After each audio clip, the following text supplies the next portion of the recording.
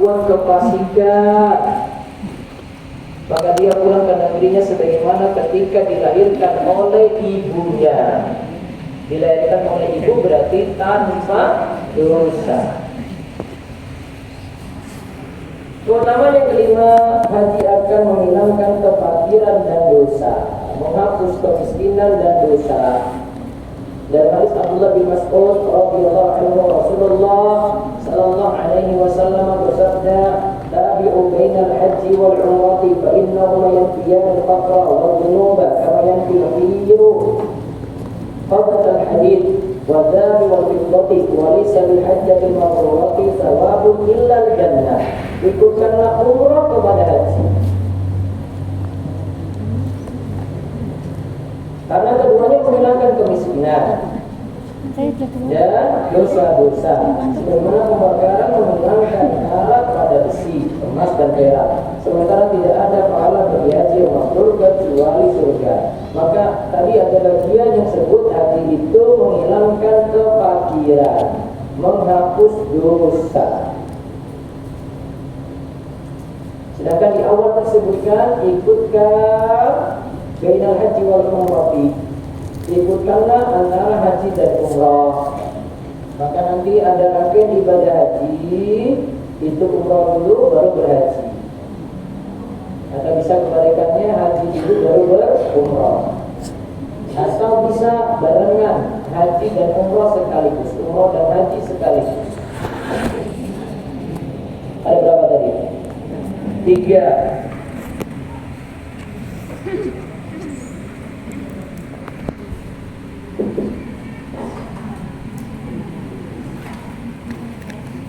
Yang pertama tadi umrah dulu baru haji. Ini hajinya orang Indonesia disebut haji tamattu'.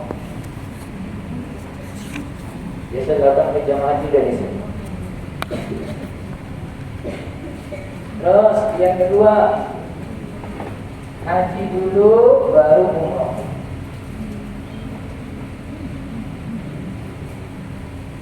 Disebut haji ifrad.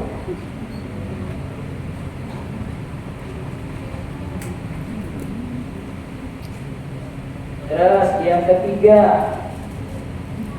umrah plus haji,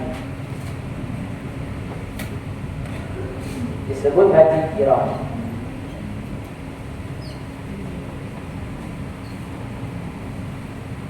Haji qiran yang dilakukan oleh orang Indonesia yang pertama. Ini Indonesia.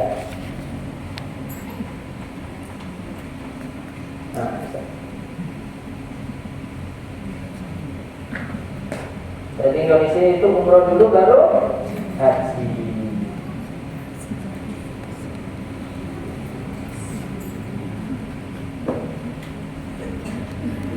Jadi yang dimaksud dengan tabi'u bainal haji wal umrati.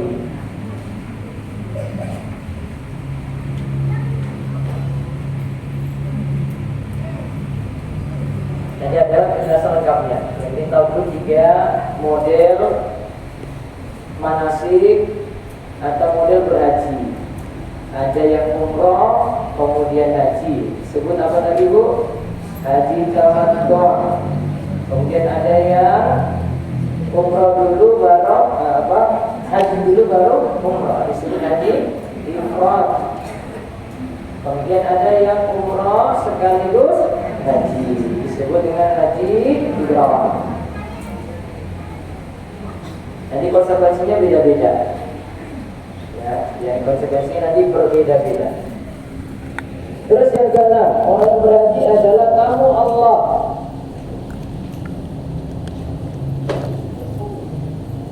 Kata Nabi SAW dalam hadis Ibnu Umar, al-ghazi fi sabilillahi wal hajjul wal mu'tamiru waqtullahi da'ahum fa'ajabuhu wa sa'aluhu fa'atahum.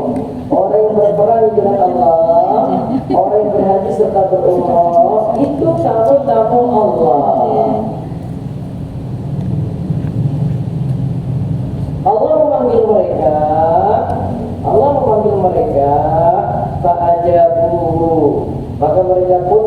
panggilan Allah. Wasa'aluhu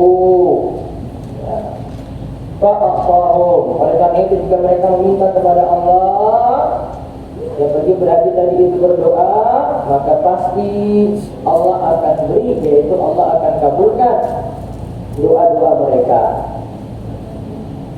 Ya, doa-doa mereka yang pergi berhaji tadi. Jadi karena keadaan mereka pergi berhaji, doa-doa mereka itu mustajab.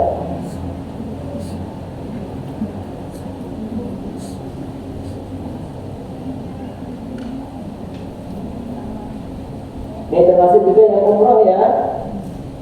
Dan menurut jumhur ulama, haji itu sepakat ulama wajib bagi yang mampu, umrah juga demikian, wajib bagi yang mampu. Haji itu wajib bagi yang mampu, kemudian umrah itu juga wajib bagi yang mampu. Bahkan ini pendapat dalam mazhab Syafi'i. Menurut mazhab Syafi'i, umrah itu wajib. Maka bagi yang belum bisa berhaji, umrahlah terlebih dahulu. Ya, pergi umrah terlebih dahulu. Terus yang ketujuh, orang berhaji seperti baru terlahir dari rahim ibu. Kata Ibnu Umar, amma khurujuka min baitika ta'ummul baita fa inna laka bi kulli waqa'atin tatawwa rahilatuk yaqullahu laka bi hasanat wa yamu anka biha sayyi'ah wa mawqufuka bi arafata fa inna Allah azza wa jalla yanzilu ila sama'i dunya fa yubali bihim malaika fa yaqul haula ibadi ja'uni syu'tan ghuburan min kulli fajjin amin yarjuna rahmati wa yakhafuna adabi wa lam yarawni fa kayfa la ra'awni kalau kana 'alaika mithlu ramli 'alijin aw mithlu ayyamid dunya aw mithlu qatri as-sama'i dhunuban wa sallallahu 'anka wa amara yukal jimara fa innahu madhkurun laka wa amma halquka ra'saka fa inna laka bi kulli sya'ratin tasqutu hasanatun fa idza tufta bil baiti kharasta min dhunubika ka yawmi waladatka ummuka. Adapun keluar dari rumah untuk berhaji ke Ka'bah, jadi ada yang bisa jadi dekat dengan Mekah, dia pergi berhaji, bisa jadi dia di Saudi Arabia dia ikut berhaji, dan dari berbagai penjuru negeri ikut berhaji. Maka setiap langkah hewan tungganganmu akan Allah catat. Jadi ada yang pergi pakai hewan tunggangan, Allah catat sebagai satu kebaikan dan menghapus satu kesalahan. Berarti nanti perginya sesuai dengan kendaraan masing-masing. Dulu orang-orang dulu pergi berhaji kapal laut, ya. Kemudian yang dekat-dekat bisa pakai bis. Sedangkan saat ini lebih modern lagi, pergi ke tanah suci memakai pesawat. Walaupun ada yang pakai sepeda, motor sampai ke tanah suci, monggo, juga bisa. Ngepit sampai tanah suci, berangkat dari sekarang, tahun depan nyampe gitu. Gak perlu ngantri, gak perlu nunggu 30 tahun gitu. Tahun depan sudah langsung haji. Mudah-mudahan selamat. Sudah ada yang mudah kan? Jadi selamat kan? Nah, yang jelas ya pakai visa ya. Masuk ke negara orang. Berapa negara lagi coba ya? Indonesia tembus. Mungkin mau lewat Singapura, dia lompat Malaysia lagi, nanti sampai Thailand, Myanmar, India. Ya kan? Mau coba? Mau. Mudah-mudahan tadi selamat. Pulang baru numpak pesawat dan tinggalin sepedanya di sana itu. Ada apa tadi disebutkan lagi ibadah yang ada di sini, sedangkan wukuf di Arafah. Maka pada saat itu Allah turun ke langit dunia, lalu Allah bangga-banggakan orang-orang yang berwukuf di hadapan para malaikat. Ya, karena Mereka lakukan ibadah yang paling utama dari ibadah haji, dan ini bagian dari rukun ibadah haji. Nabi SAW katakan al-hajju Arafah. Haji itu dengan wukuf di Arafah. Berarti tidak harus melakukan wukuf di Arafah. Tidak akan saya jelaskan. Kemudian Allah Ta'ala berfirman lagi, mereka adalah hamba-Ku yang datang dalam keadaan kusut, berdebu dari segala penjuru dunia. Karena disuruh cuma laki-laki pakai 2 helai kain saja, atas dan bawah. Mereka berharap kasih sayangku, merasa takut dengan siksaku, padahal mereka belum pernah melihatku. Bagaimana andai mereka pernah melihatku? Andai engkau memiliki dosa sebanyak butir pasir di sebuah gundukan pasir, atau sebanyak hari di dunia, atau semisal tetes air hujan, maka seluruhnya Allah akan bersihkan. Seluruhnya akan Allah bersihkan. Lempar jumrohmu merupakan simpanan pahala. Mazkuratun laka, simpanan pahala. Ketika engkau menggundul kepalamu, maka setiap helai rambut yang jatuh bernilai 1 kebaikan. Nah, ini syariat ini sama seperti syariat kurban. Saat kurban itu dilarang potong kuku, potong rambut. Yang kemarin kita sudah bahas, hukumnya makruh tanzih, hukumnya makruh. Hikmahnya hampir sama seperti melakukan ibadah haji di sini. Mudah-mudahan nanti rambut yang terpotong, yang jatuh bernilai 1 kebaikan.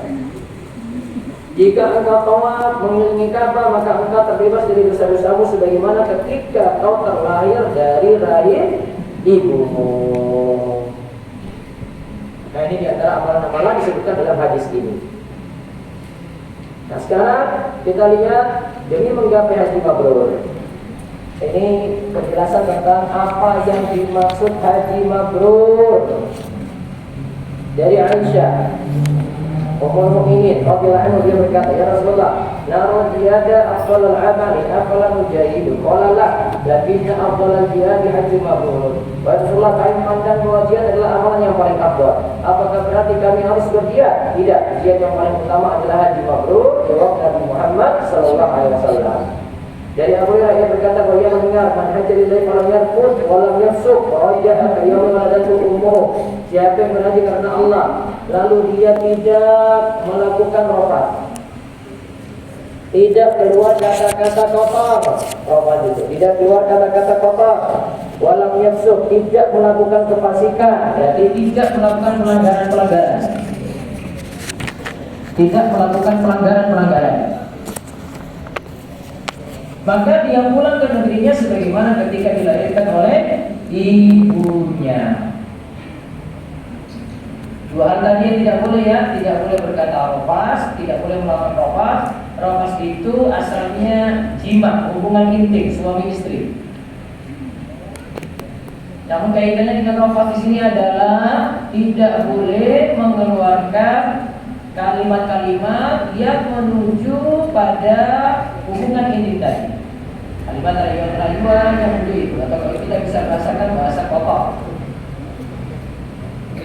Terus tidak berbuat kefasikan, berarti tidak melakukan pelanggaran saat haji.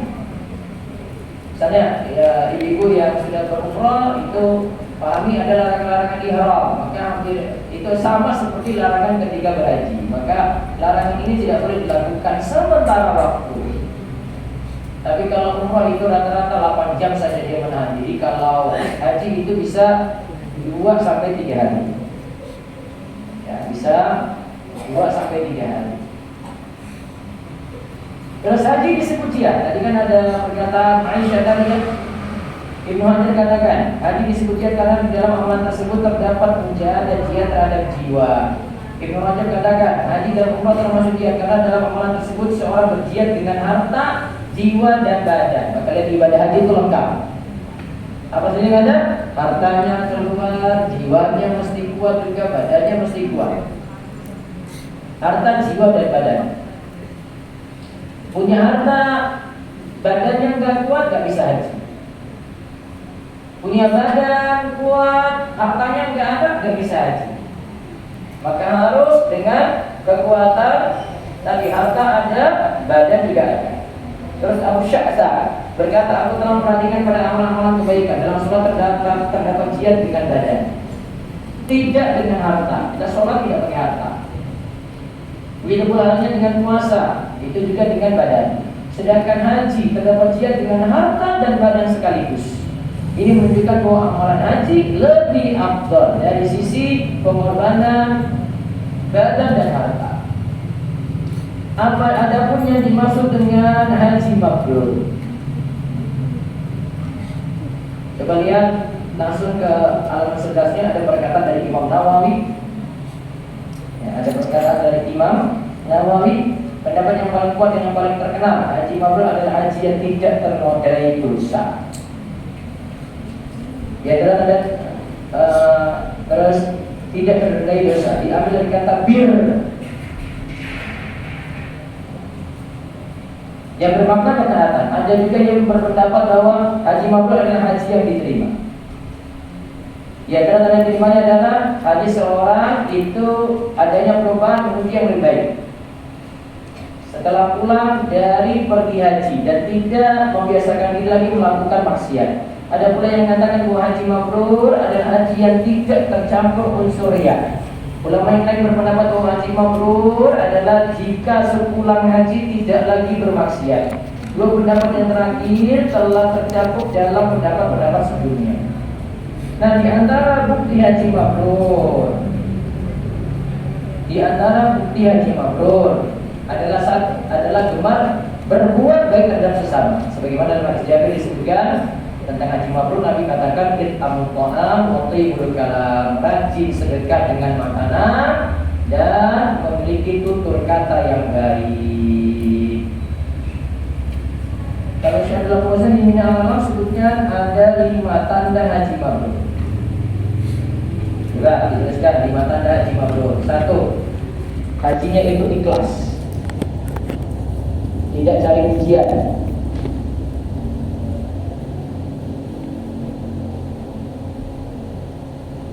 Hajinya itu ikhlas, tidak cari pujian. Yang kedua, hajinya menggunakan harta halal, tidak boleh gunakan harta haram.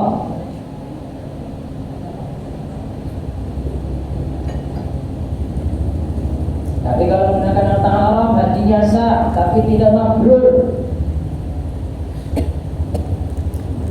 Ya, hajinya sah tapi tidak mabrur. Terus yang ketiga, hajinya jauh dari maksiat.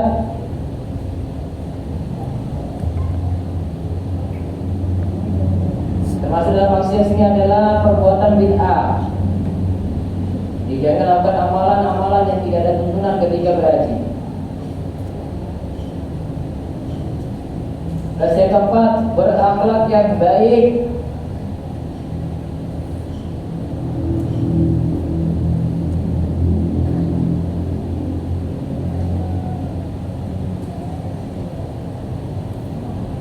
Yang kelima, rajin beribadah saat berhaji,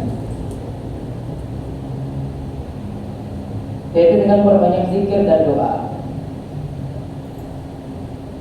Dengan memperbanyak apa? Zikir dan doa. Ini kata Syekh Abdul Fauzan, itu tanda 5 tanda haji mabrur. Ringkasan dari perkataan Imam Nawawi tadi.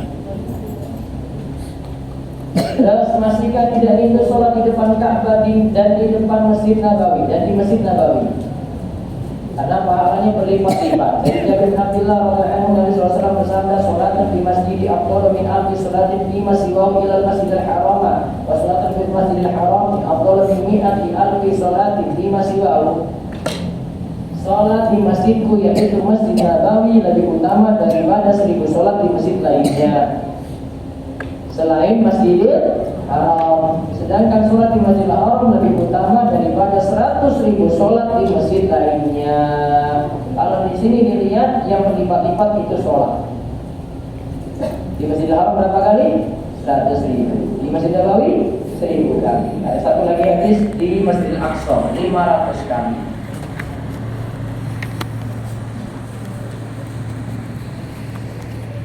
Yang dimaksud Masjidil Haram itu masjid yang ada Ka'bah, bukan masjid yang ada di Mekah semua. Ini Masjidil Haram yang berlipat 100.000 kali, itu masjid yang ada Ka'bah. Di mana hadis dari Maimunah. Hingga hadis dari Abu Hurairah menyebutkan demikian. Jadi kalau berada di sana, lakukanlah sholat di Masjidil Haram. Itu juga ada di sana. Kalau di Madinah, lakukanlah sholat di Masjid Nabawi. Terus di halaman 17. Mumpung masih muda dan fisik masih kuat, bisa melakukan perencanaan untuk segera berhaji. Karena saat ini yang berhaji itu rata-rata sepuh. Maka konsekuensi juga nunggunya lama sekali. Berapa tahun? Berapa? Baik, saya bagi jadi 3 untuk berangkat haji. Nanti ingat ini baik-baik. Kalau jaringan berangkat haji ikut 3 jalur ini. 3 jalur ini tidak bisa terganti dengan jalur yang lain. Jalur pertama namanya haji reguler. Haji reguler itu kuota sendiri. Itu jaringan untuk 30 tahun. Monggo. Jadi baru lulus SMA langsung daftar. Dia nanti berangkat pas 18 tambah 30, 48 tahun. Tuh. Iya tak? Terus yang kedua, haji khusus atau haji plus. Itu kuotanya beda dengan reguler. Kalau sudah daftar reguler mau pindah ke khusus nggak bisa. Itu sendiri Bu. Oh nggak bisa, saya sudah nunggu 30 tahun, saya mau cepatin ya, nggak bisa. Nanti regulernya sendiri, datanya yang nunggu tadi, terus khusus sendiri bisa 7 tahun paling lama. Gitu. Kalau punya kelapangan rezeki, tidak buru-buru berangkat, saya sarankan haji khusus saja. Itu. Terus kalau jadi sultan, haji beroda lagi. Ini daftar hari ini nih, insya Allah besok berangkat. Daftar aja hari ini, besok sudah bisa berangkat. Ini sultan, lah, bisa 400 sampai 500 juta, ya, 400 sampai 500 juta. Makin mahal fasilitasnya makin bagus. Di bawah 400 saya nggak jamin bisa selamat. Karena nggak logis. Kalau nggak logis itu nggak tahu nanti di sana terurus apa tidak. Kayak haji sepuluh tahun lalu dengan dengar komentar-komentarnya, dia nanti jadi kayak gitu. Ya, gitu.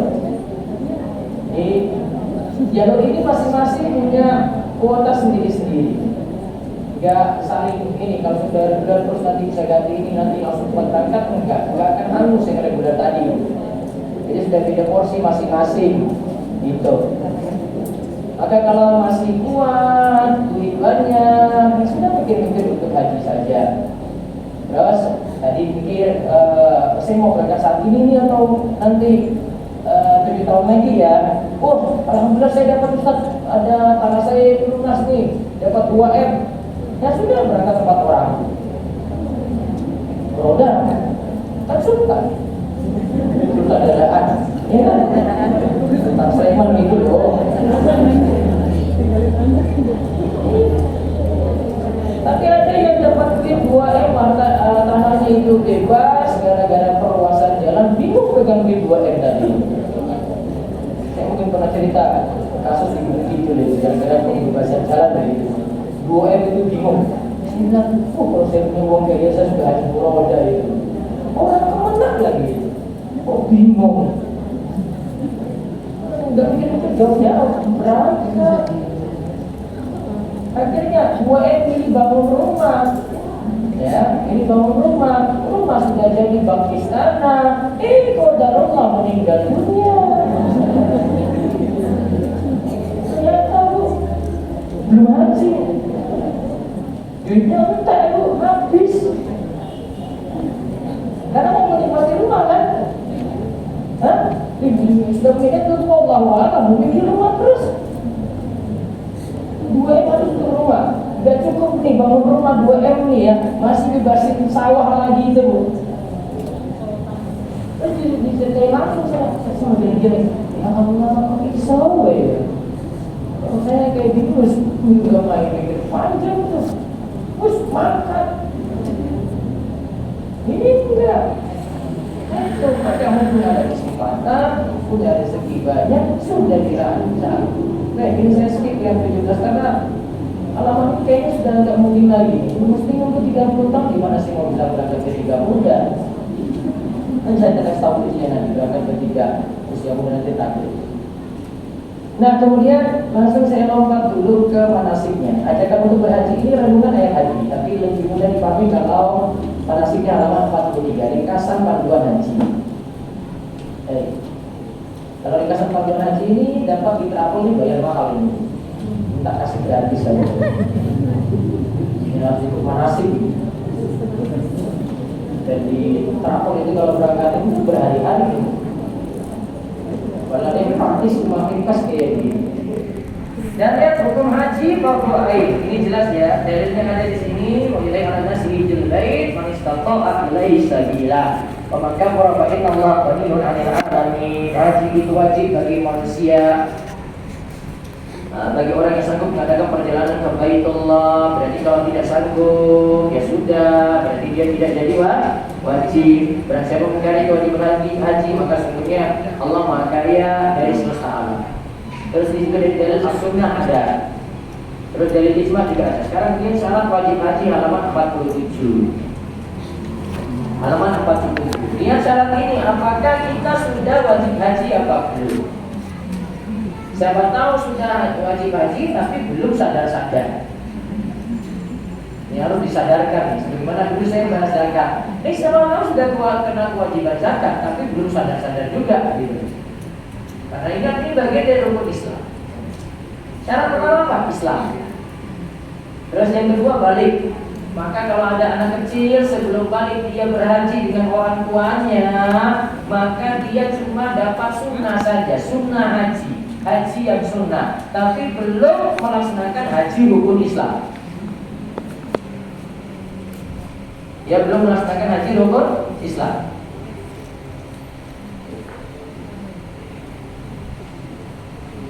Jadi misalnya dia bawa 2 anaknya, terus ikut haji bareng, diniatkan ihram itu, diniatkan bareng untuk melakukan ibadah haji dengan orang tua.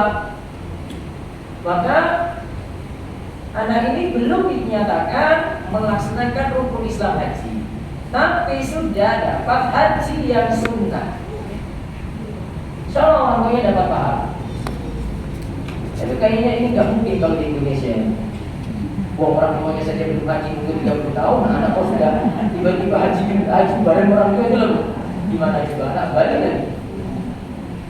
Ini paling mungkin ini kalau orang yang berada di sana, misalnya lagi kerja atau lagi studi di Saudi, terus punya anak, terus dia ikut berhaji ketika itu paling mungkin.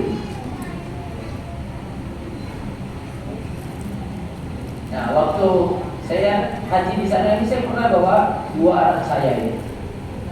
Ada yang namanya rumaisotanpa.com itu. Sama anak saya yang laki-laki. Susahnya itu masing-masing saya sama istri itu gendong masing-masing. Ya, saya gendong yang paling besar, kemudian istri gendong yang kecil. Toaknya nggak bisa di lantai 1, bisa coba desak-desakan ini. Toak di lantai 2, makin jauh. Makanya langsing kayak begini. Sehingga jauh juga. Itu susahnya kalau haji bawa anak seperti ini. Tapi beratnya itu tawaf sa'inya saja sedang. Kalau yang lainnya enggak. Dan fisiknya agak repot kan tawaf sama sa'i. Jadi kalau tawaf haji itu puncaknya mepet-mepet telah di bawah lantai 1. Lantai 1 itu cuma taruh diri saja, ini jalan sendiri, gak usah jalan. Paham gak? Iya, taruh aja itu. Kalau orang sering kita ingat, taruh aja sudah rampung di putaran gitu. Gak usah pakai jalan. Saking besar-besaran itu. Terus yang ketiga berakal. Berarti orang gila Yang hilang kesadaran tidak bisa. Yang keempat, merdeka. Budak nggak bisa. Jika budak dia berhaji saat masih status budak, maka nanti ketika dia merdeka, dia disuruh lagi haji yang wajib untuk rukun Islam. Sama seperti anak tadi. Terus yang kelima, istita'ah, kemampuan. Punya kemampuan apa? Perbekalan. Punya kemampuan apa lagi? Ada kendaraan. Jadi bisa bayar pesawat kalau Indonesia itu. Terus yang ketiga, tahliyatul thariq, perjalanannya aman karena dulu itu selama perjalanan ada perampok, aman. Terus yang keempat, memungkinkan melakukan perjalanan. Sudah ada pesawat, sudah beli tiket, naik pesawat bisa enggak? Nah itu. Karena ada yang nggak bisa naik pesawat. Berarti istitoahnya tidak ada di situ. Nah, saya lompat lagi di halaman 48, coba lihat 48/9 syarat istitoah, syarat kemampuan di sini ya. Jika seorang laki-laki tidak mendapati rahilah kendaraan, apakah ia wajib berhaji? Ada rincian. Jika antara ia dan Mekah berjarak cuma 2 marhalah 84 kilo atau lebih, ia tidak wajib berhaji. Jadi sudah lebih daripada jarak safar ya. Baik ia mampu berjalan ataukah tidak. Jika antara ia dan Mekah kurang dari 84 kilo, maka ia wajib berhaji karena untuk laki-laki masih bisa jalan kaki. Tapi untuk wanita barulah wajib berhaji jika ada kendaraan.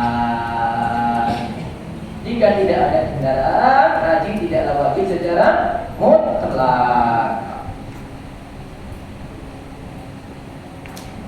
Terus saya lompat lagi di halaman 50, ini namanya badal haji. Istilah badal haji di poin kedua ini istitoah yang lain, kemampuan pada yang lain, yaitu pada mayat dan orang najis. Lihat bagaimana ketentuan badal haji. Kapan kita boleh melakukan badal haji? Badal haji berarti menggantikan haji. Lihat di halaman 55:1, kemampuan atas mayat ada 3 keadaan. 1, ini sudah wajib berhaji di masa hidupnya. Misalnya 2020 harusnya berangkat, tapi pandemi kan. Baik, 2021 meninggal dunia. Tadi sudah kena wajib haji belum? Sudah dipanggil, tapi tidak jadi berangkat. 2021 meninggal dunia, berarti tidak jadi berangkat. Maka wajib dihajikan dari harta peninggalannya.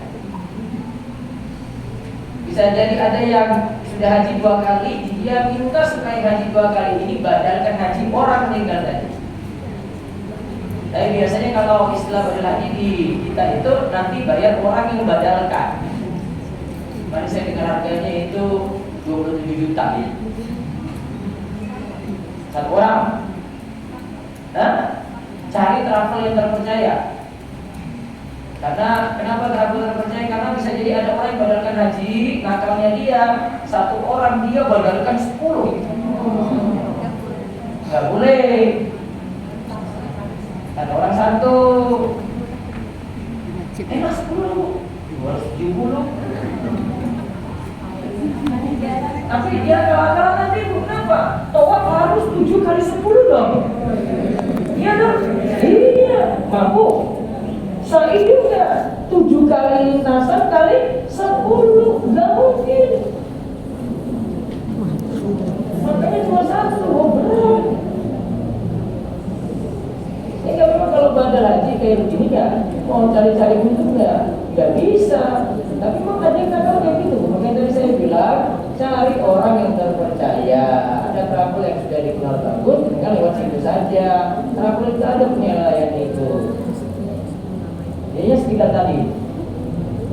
Terus yang kedua, dia tidak terkenal wajib haji pada masa hidupnya. Jadi belum dipanggil imam, dia sudah dapat haji belum? Belum. Maka kenapa apa yang bukan haram disunahkan menghajikannya? Cuma sunnah.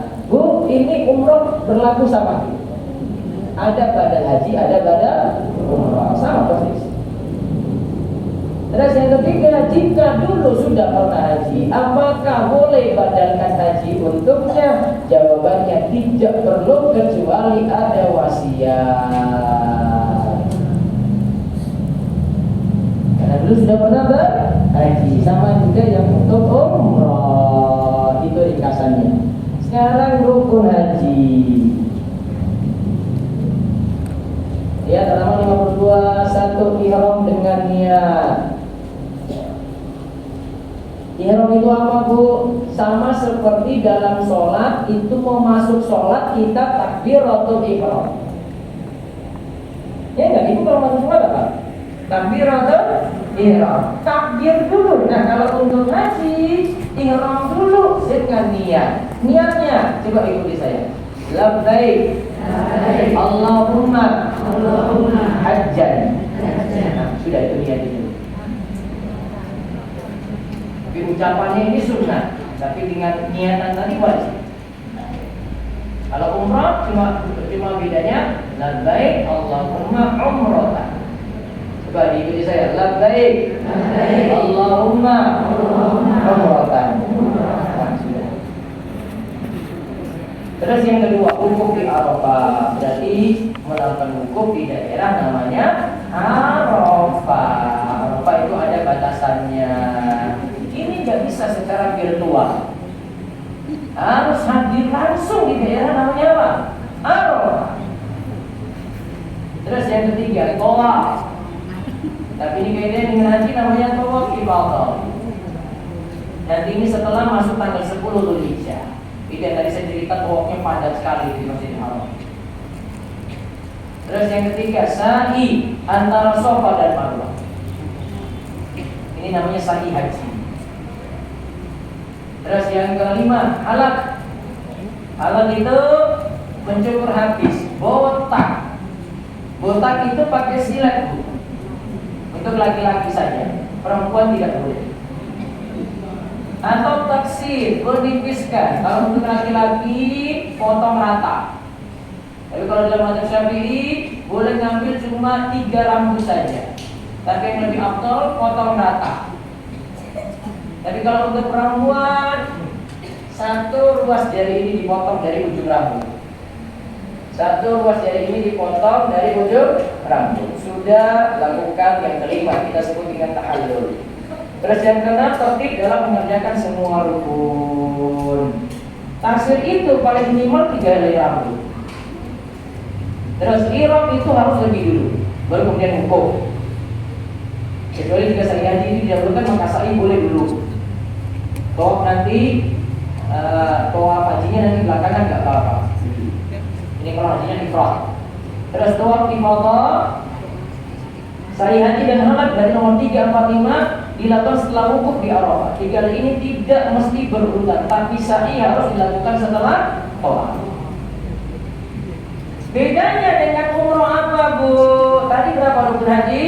Nah, maka untuk umroh nomor 2 nggak ada. Apa nomor 2? Wukuf di Arafah. Jadi haji itu 6 rukun, umroh 5 rukun. Terus wajib haji, ihram dari mikot. Tadi kita baca niat ya, tapi lakukan di mikot. Bagi yang berangkatnya dari Madinah, dari sini terus ke Madinah, maka mikotnya di situ. Di Bir Ali, orang-orang Indonesia sebut, atau Dzulhulaifah, atau Abyar Ali. Ya, saat di mikot sudah masuk bis, mau berangkat, terus dia bacanya apa gimana? Ikuti. Labbaik Allahumma hajjan. Kalau dia baru mau umrah dulu karena hajinya tamattu tadi, maka di situ dia niatannya labbaik, coba. Allahumma umratan. Oke. Terus yang kedua, wajib haji, mabit di Musdalifah. Arafah terus ke Musdalifah. Itu nanti setelah masuk maghrib di malam ke-10 Dzulhijjah. Itu tidak pakai tenda, cuma beratapkan langit. Ya, cuma beratapkan langit. Disunahkan bermalam di situ dari maghrib sampai subuh. Setelah subuh, sholat subuh di situ kemudian lepas keluar menuju Mina. Terus yang ketiga, melempar jumrah Aqabah 7 kali pada 10 Dzulhijjah. 10 Dzulhijjah cuma jumrah Aqabah saja. Jumrah itu tempat pelemparan. Dulu itu berupa satu tiang saja, sekarang tembok panjang. Tembok panjang. Dulu itu cuma satu tiang kayak gini. Sekarang dibentuk panjang. Kurang lebih ini kayak mesin ini dari sini ke sini. Maka kalau misalnya mesin rame, saya datang ke sini saya lempar. Bismillah. Allah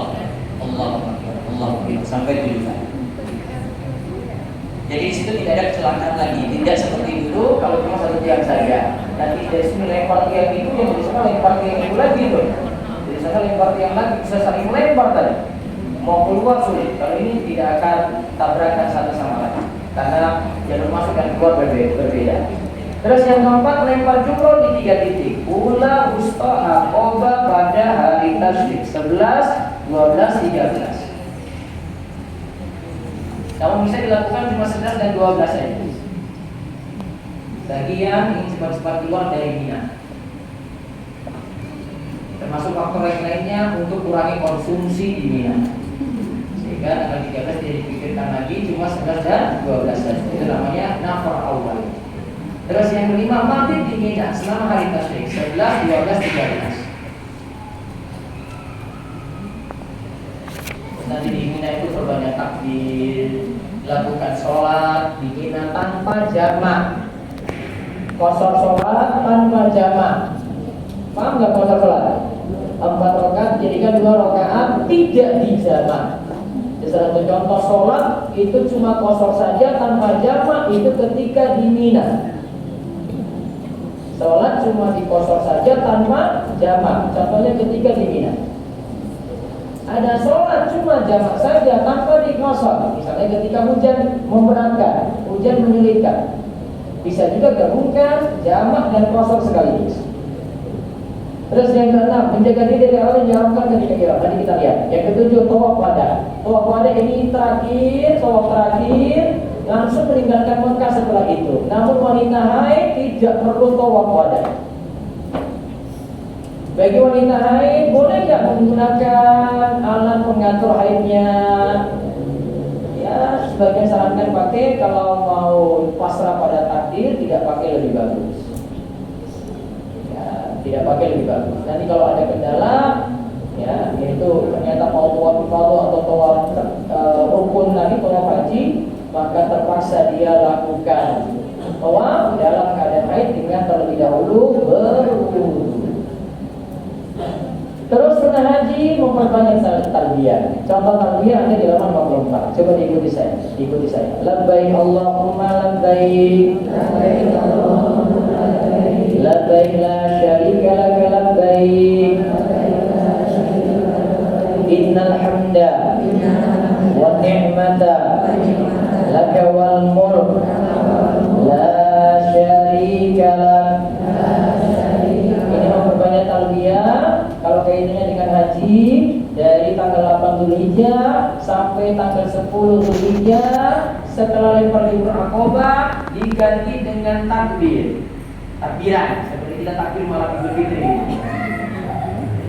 Atau kalau umroh itu sejak dari mikot, ya, sejak dari mikot takbir talbiyah terus labbaik Allahumma labbaik sampai tawaf mau dilaksanakan. Terus yang kedua, sunnah haji dalam mazhab Syafi'i, lakukan ifrad. Ifrad tadi apa? Haji dulu baru umrah. Tapi yang dipraktekkan di Indonesia tamattu. Umrah dulu baru haji. Jadi umrah dulu, tunggu beberapa hari baru kemudian haji. Kalau berarti sekarang sebagian kloter sudah berangkat sampai sana. Mereka stay dulu di Madinah, ada yang stay di Madinah, nanti beberapa hari kemudian nanti ke Mekah. Tapi kalau ada yang langsung ke Mekah, berarti dia umrah dulu. Umrah dulu, kemudian nunggu sampai musim haji baru dia haji. Musim haji itu nanti pas waktu haji dari tanggal 8 Dzulhijjah, hari tarwiyah.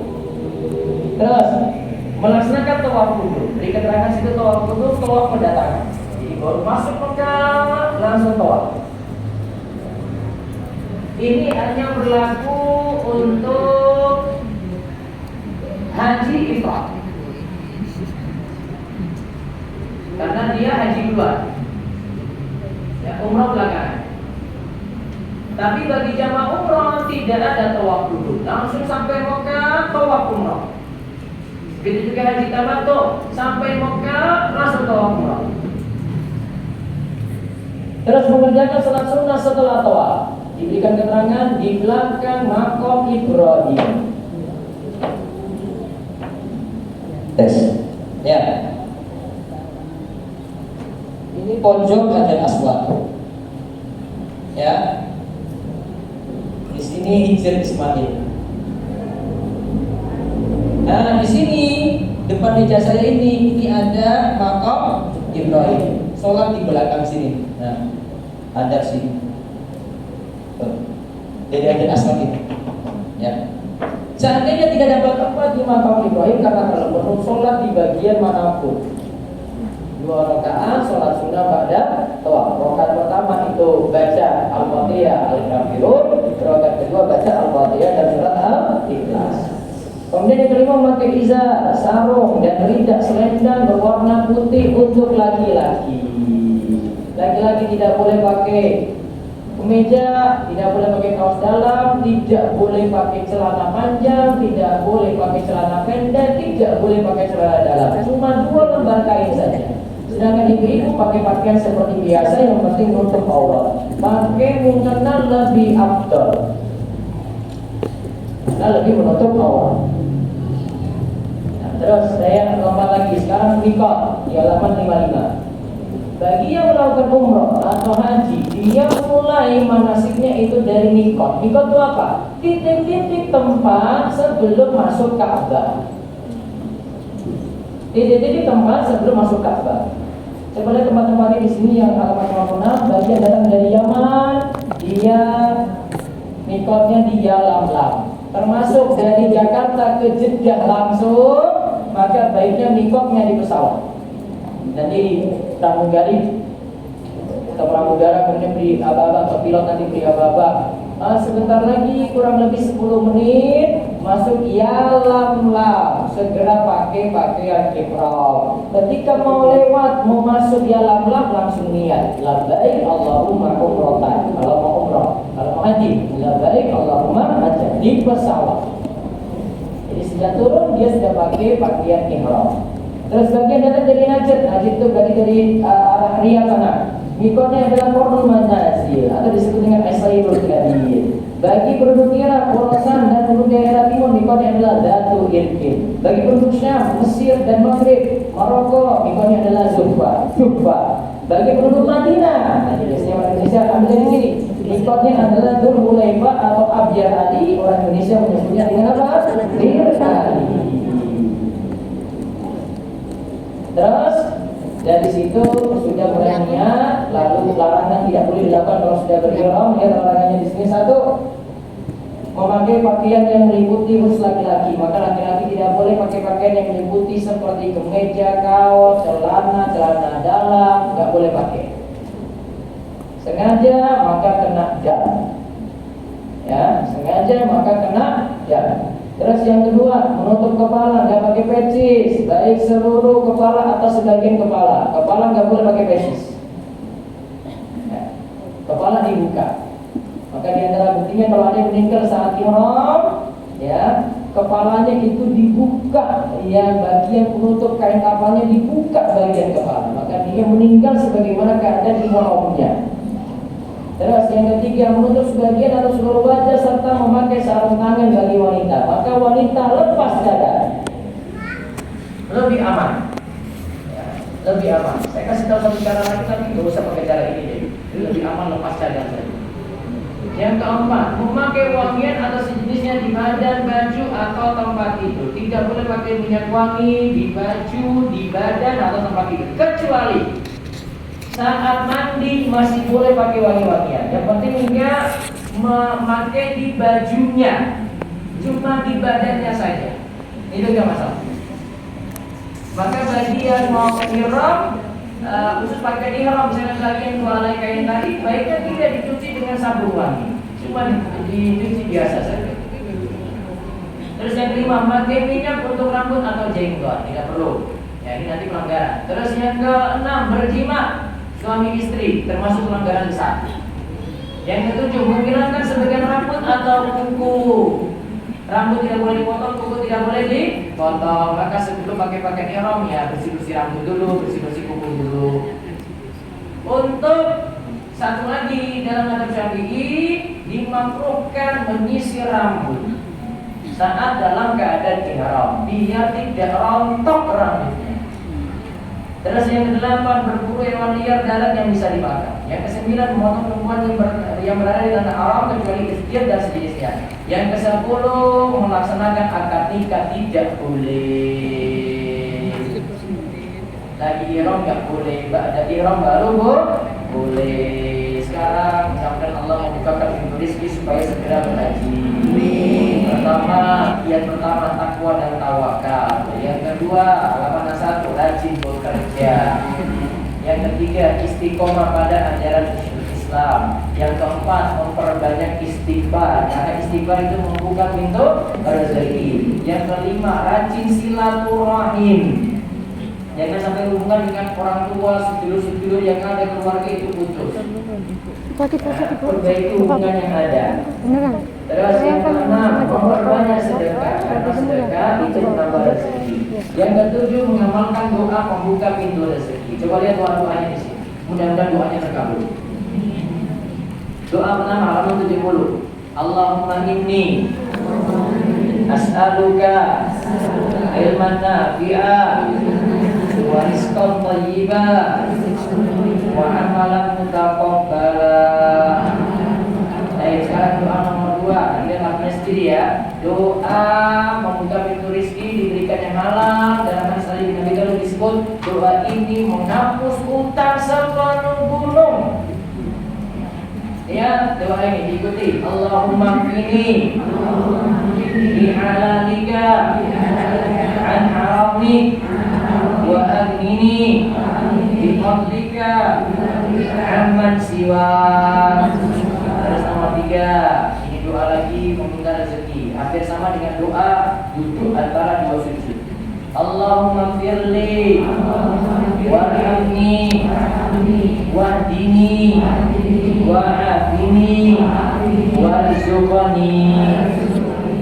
Buka lagi halaman 75. Doa yang keempat, Allahumma aksir mali, Allahumma aksir mali wa waladi wa barik li bima a'taitani wa afil hayati ala ta'atik wa asin amali wa firli. Terus yang berikutnya sebagai bukan pintu rezeki, rajin sholat duha. Karena dengan sholat duha Allah beri kecukupan setiap hari. Di antara kecukupan itu adalah dibukakan pintu rezeki. Kemudian ada satu bagian lagi yang ke-9. Apa? Jangan mudah-mudahan berutang. Berutang itu buat mumet, Bu. Jadi mikir utangnya lunas dulu, baru mikir haji, mikir umroh, tenang hidupnya. Jadi kalau punya kebiasaan gali lubang, tutup lubang, WA teman, ya, blokir teman, gara-gara utang, bantu. Biar nanti urusan yang lainnya diperlancar. Terus berhaji dengan harta haram bagaimana? Tadi sudah saya singgung, asalnya sah tapi tidak mabrur. Tadi ada syarat di sini haji mabrur kan tadi kan? Terus buka lagi halaman 51, naik haji dengan talangan haji, dengan dana talangan haji tidak disarankan. Kenapa? Dana talangan haji itu untuk utang, Bu. Kembalikan lebih berarti statusnya apa, Bu? Riba. Terus yang nomor 5, berangkat haji masih meninggalkan utang. Dirinci, kalau utangnya masih jatuh tempo, utangnya sudah jatuh tempo, bayar utang dulu. Kalau utangnya masih bisa ditunda, nggak apa-apa berangkat. Yang penting amanah, jangan kabur dari utang. Terus berangkat haji tanpa mahram bagaimana? Ibu-ibu berangkat haji tanpa mahram. Ada dua pendapat. Sebagian ulama katakan haji tanpa mahram ya tidak dibolehkan dan tidak jadi syarat untuk disebut mampu. Tapi menurut mazhab Imam Syafi'i dan mazhab yang lainnya, untuk berhaji yang hajinya wajib, ketika dia mampu, maka boleh asalkan ditemani dengan wanita-wanita yang thiqah atau terpercaya. Umrah berlaku juga demikian. Terus ikhlas untuk berhaji itu penting. Lalu sekarang tips agar bisa segera naik haji. 1. Bertekad. 2. Bekali diri dengan ilmu. Nanti tiap tahun kita belajar haji terus biar langsung semangat. Termotivasi. Yang ketiga, sekarang mulai memperbaiki amalan wajib. Terus nambah amalan sunnah. Yang keempat, menabung dari sekarang. Berarti yang nggak perlu ya dikurangi. Kalau skincare-nya kemahalan, beli yang murah-murah saja, Bu. Misalnya.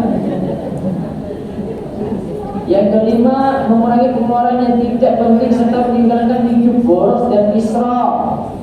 Yang keenam, bersihkan harta dari yang haram. Yang ketujuh, minta restu orang tua biar orang tua tahu kalau kita mau pergi. Sekarang mau bertekad mau berhaji gitu, biar disemangatin. Apalagi orang tua sudah pergi haji. Yang kedelapan, jika telah mampu bisa segera daftarkan diri untuk haji reguler atau haji kelas. Atau sebenarnya jawab? Tergantung mana yang sultan mana yang enggak. Terus yang ke-9, banyak berbuat baik, bersedekah, bantu orang gitu ya. Terus mungkin punya majelis pengajian, bantu orang-orang yang susah juga bisa. Terus yang ke-10, perbanyak sedekah. Yang ke-11, inisiatif dan giat-giat bisa berhaji dari orang yang sudah pergi berhaji. Yang ke-12 di sini, jangan anggap haji itu mahal. Jadi kalau dengar gini ini berapa? Untuk plus 250 juta, murah banget gitu. Kan bisa nyicil, Bu. Nabung-nabung 7 tahun kan? Berapa harganya tadi, Bu? Berapa nanti 250? Murah banget. Nanti kita di rumah itu punya jangan nempel di rumah itu. Haji itu murah banget. Insya Allah bisa, Bu. Ya. Terus yang ke-13, jangan mudah percaya pada amal yang menjanjikan berangkat segera. Dia janjikan furoda berangkat harga berapa? 250 juta furoda. Tadi saya sebutkan 400, saya sudah murah banget itu. Fasilitasnya belum terjamin kok. Dengan milik 250 berangkat, iya berangkat, belum kalau di sana. Siapa tahu jadi haji koboi. Pilih perahu yang terpercaya, dia tidak sekadar janji belaka, baiknya tetap menempuh jalur haji resmi lewat travel terpercaya. Terus banyak berdoa, mohon kemudahan. Coba ikuti doa saya. Allahumma la sahla illa ma ja'altahu sahla wa anta taj'alul hasna idza syi'ta sahla. Nah, semoga Allah beri kemudahan untuk segera berhaji. Terus kalau belum bisa haji, saran saya umroh dulu. Ustaz, saya kok belum tertarik ya untuk haji, umroh dulu. Nanti kalau sekali umroh itu baru umroh pertama gitu. Nanti setelah itu kepikiran terus, waduh, iya ya, betul ya. Saya pernah baru nulis buku ini nih, terus ada jemaah umroh ikut bareng saya. Saya cuma kasih dia Pak, buku ini mau pulang untuk Bapak. Itu Ustaz, iya. Supaya dengan pulang dari umroh ini daftar langsung haji. Setelah itu langsung daftar. Kalau orang diberi motivasi kayak gitu. Umroh dulu aja. Ustaz, saya pas umroh, pergi aja umroh. Nanti sih tertarik habis itu nanti nabung-nabung terus ternyata bisa pergi haji. 250 juta tadi itu. Murah nggak? Murah. Itu.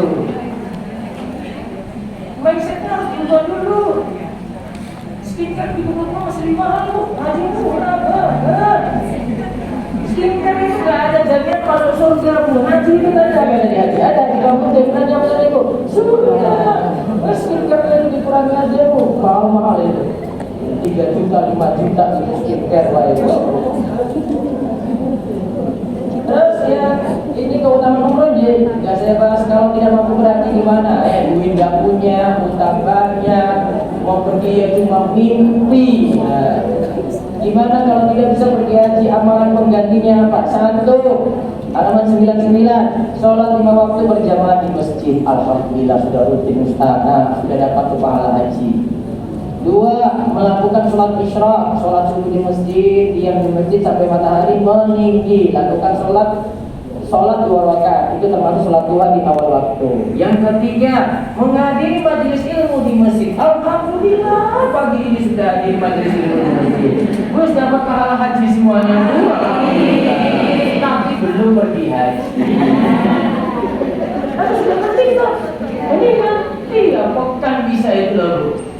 Tuh. Terus yang keempat, membaca tasbih, tahmid dan takbir setelah sholat. Tidak akan pada subhanallah 33. Alhamdulillah 33. Allah Akbar 33. Alhamdulillah sudah dapat pahala haji.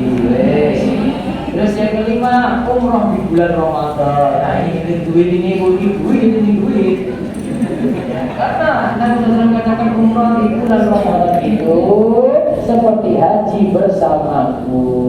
Yang keenam, birrul walidain, berbuat baik pada orang tua. Orang tua masih hidup, birrul walidain pada orang tua, sudah dapat pahala haji.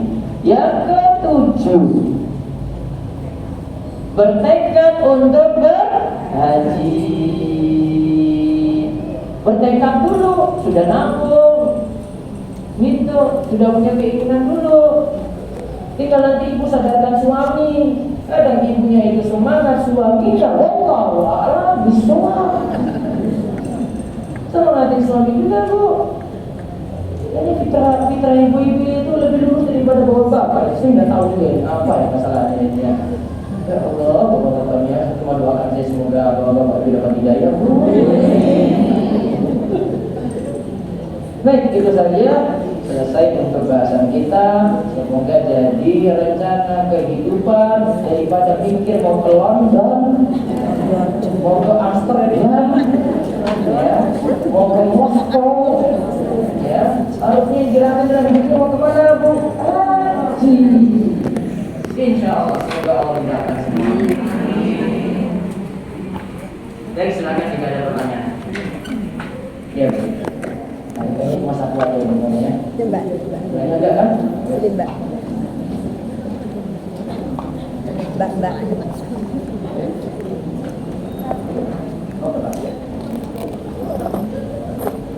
Sholat yang tasyahudnya hanya 1 kali, itu tasyahudnya bagaimana? Pakai madzhab Syafi'i. Pokoknya tasyahud akhir mau 1 rakaat, 2 rakaat, 3 rakaat, 4 rakaat, maka kalau itu tasyahud akhir kakinya keluar atau duduknya tawarruk, lebih mudah memahami. Jadi tidak mikir 1 rakaat itu misalnya tidak memikirkan 1 kali tasyahud atau 2 kali tasyahud. Pokoknya rakaat terakhir duduknya tawarruk, kaki keluar. Assalamualaikum warahmatullahi wabarakatuh. Waalaikumsalam warahmatullahi wabarakatuh. Nah, saya tanyakan tadi kalau suaminya meninggal, Ya. mau berangkat haji, Ya, itu harus berangkat pada tahun keberangkatan itu atau boleh wajib dibadalkan ya Ustaz ya? itu wajib haji pertama kan? Ya, betul. Baik. Itu harus Pergi berangkat walaupun tak tahu apa.